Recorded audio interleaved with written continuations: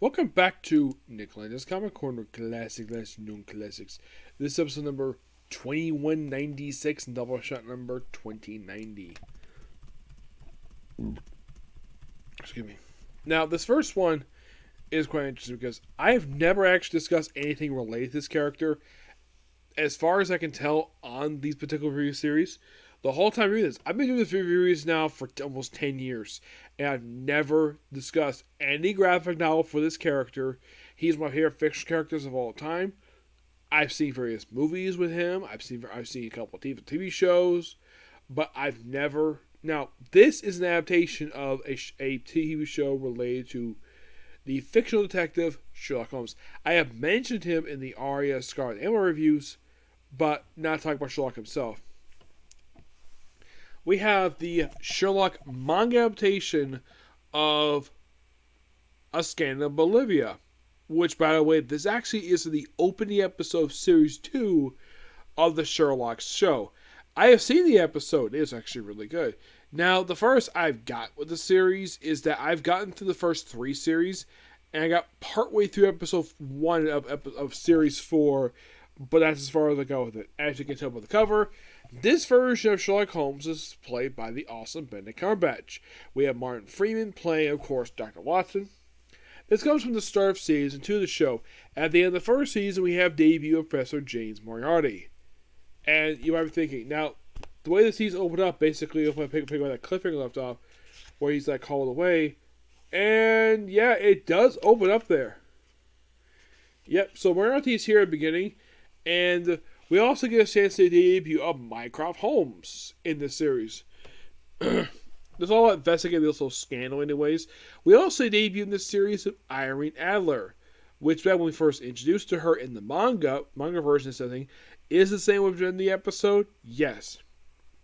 Which is similar to how Sherlock Holmes saw at one point where he's like, he's not getting dressed, he's covered in a bed sheet, and he's told basically to get dressed, and he looks at the guy, he's like, I know where I'm going. MI6 headquarters. And of course his brother tells him several times, put on your damn clothes. Yes. His brother is telling him to get dressed.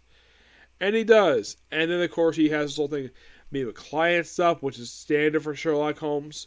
And Dr. Watson, I do appreciate the manga basically got the way he looked correctly. Now, if you're curious though, how does the manga draw him? Well, this is Professor James Moriarty, or here he's referred to Jim Moriarty. Yeah, something happens at the end of the season. Now, here's a close-up of Martin Freeman. It's pretty accurate. I say basically Sherlock looks more like the actual actor than Dr. Watson. He goes through like the phrase people, and then of course we have this sort of the whole thing related to. Now, in case you're curious though, the Sherlock TV show was a adaptation of the classic Sherlock Holmes stories, just modernized. That's mostly put exactly where they are. Now, this story, like I mentioned, now look at this here. It's like watching the episode. Yeah, someone who's watched Sherlock, like if you watch Sherlock, you would love this manga because, yeah, it's basically read from right to left. But it's like watch TV show. It's pretty accurate. Now, this is the first time we see Irene Adler. Now, we don't see her fully a little bit later. Yep, so they're like, oh, like, what's going to wear me here with like torn dress? Yeah, and then of course, funny very few. But then finally he meets Irene Adler, and she's butt naked. Oh yes, she is in fact butt naked. Yeah, which, in case you're curious though, was like this in the show. Yep, she did do this. By the way, the actress who plays her, very lovely woman. Yes, currently she's 42. Yep, the actress who plays her is currently 42 years old. Yeah, I thought that was quite interesting. Because that's all basically the actress who plays her. Now,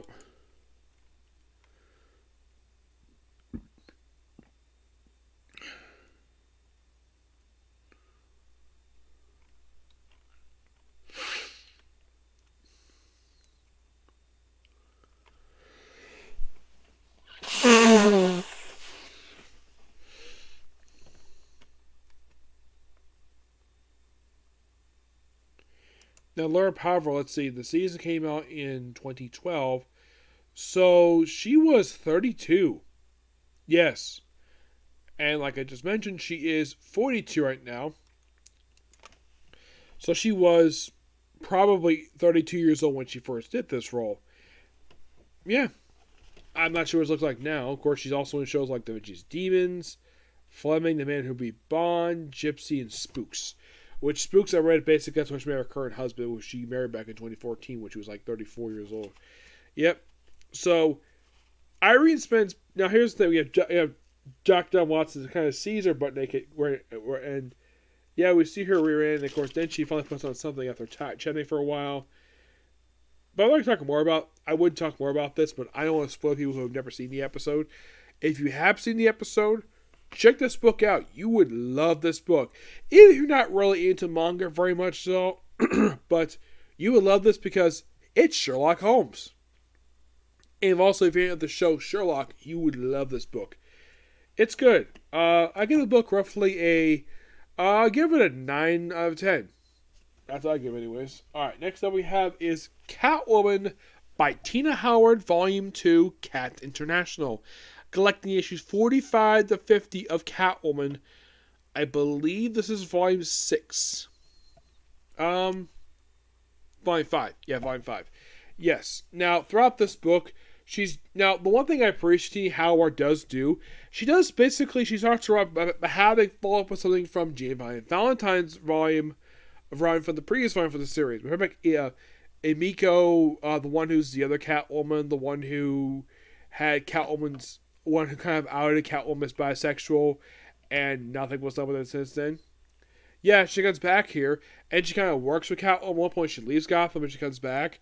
She sort of has a love interest named Ducky, I think his name is. It's sort of her love interest in these issues, though he's killed off by issue 50. Yes, I do not know why Tina Howard did this for. You choose this really cool character, and he killed him off after like about a year. And of course, probably because she wanted to push Catwoman back to be with Batman. And also, Punchline is here. Yes, apparently Tina Howard decided to make Punchline, who is, well, somebody who is the replacement for Harley Quinn, here's the strange thing about her, is that, here's the thing, she indirectly gets Catwoman arrested for crimes she committed. And Catwoman's in prison. And she's in prison currently in the current issues. Yep, but this book is fantastic. I love it. Now, here's the thing. Despite what people say about Tina Howard and her other books, this actually is one book that she's done that I've actually heard some praise for, aside from me. I'm like, you're thinking, really? Yeah, really. And also, and I have talked to someone about this, the logo they have for Catwoman is really cool, because here's the strange thing about this volume. When this volume started back in 2018, they kept the logo from the previous volume for this series for some strange reason. And when they switched over to Tina Howard, that's when they finally updated the logo of the comic. Yes, when she came on board, they changed the logo. Which, in my opinion, it's a cool logo. I love this. We also see appearance here by Tim Drake Robin. Yeah, he's in here. We also see appearance here by the Batgirls. Cassie Kane, Stephanie Brown. There's mention about Oracle, where she's basically having communication issues. This is basically tying in what happened to Paige the Batgirl at that point in time. But this book is fantastic. I love it.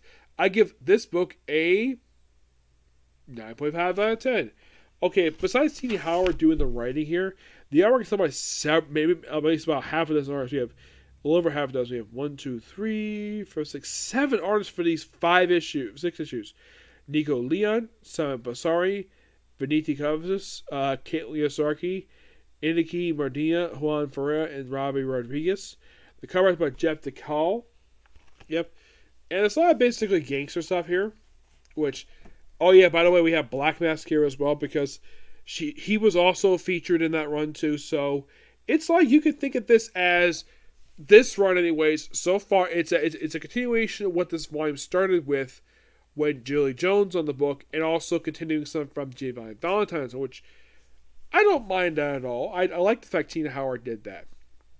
Because it feels like we're progressing forward with what was started with Julie Jones, and we're basically following up with the previous volume.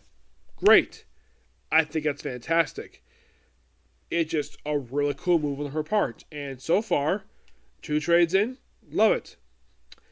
Now, I do know for a fact that she had just taken over Harley Quinn. I read the first issue. It's actually pretty good. It is strange, though, to take away from this book of St. Phillips, which makes the question what she's doing now. I don't know. But if you think about it, this actually is one of 3 books she's working right now. Because you have this book, you have Harley Quinn, and the Betsy Brother Captain Britain series, which I think some people might be predicting the book might be canceled really soon. Possibly, yes. But yeah, that's particular view. Next up is going to be Another World with my smartphone. Okay, next video. Bye.